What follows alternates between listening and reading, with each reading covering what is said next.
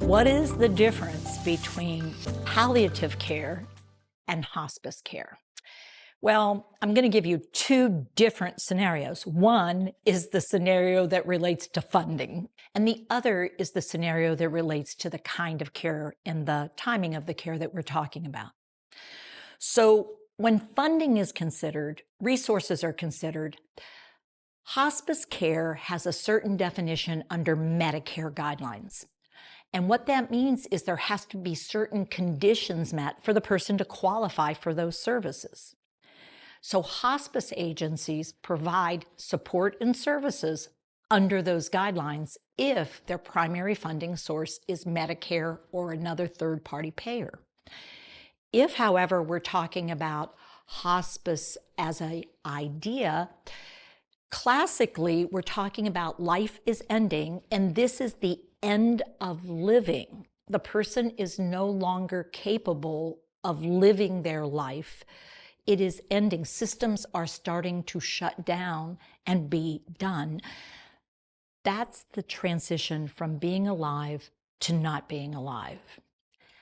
Palliative care is a different category.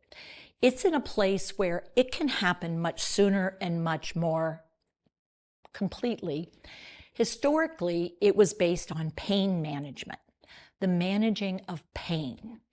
And so pain management comes from the area of cancer treatment and cancer care and breathing problems and heart conditions.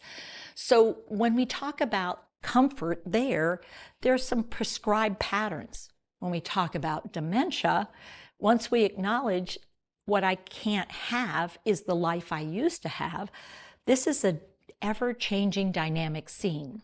So when we talk about dementia and palliative care, we could talk about it from the point of diagnosis onward, but that's not typically what people mean. They're talking about near the end of life, do we move into removing pain and offering comfort? And that gives you a broader range than just someone is actively moving into the act of dying. So what are we talking about? If you're involved, ask questions. Don't assume that everybody's on the same page when they talk about palliative care, they talk about hospice care, and they talk about alternatives to either one of those. Because it turns out we don't all speak the same language when it comes to this. And coming to common consensus in this situation is vital for everyone's well-being.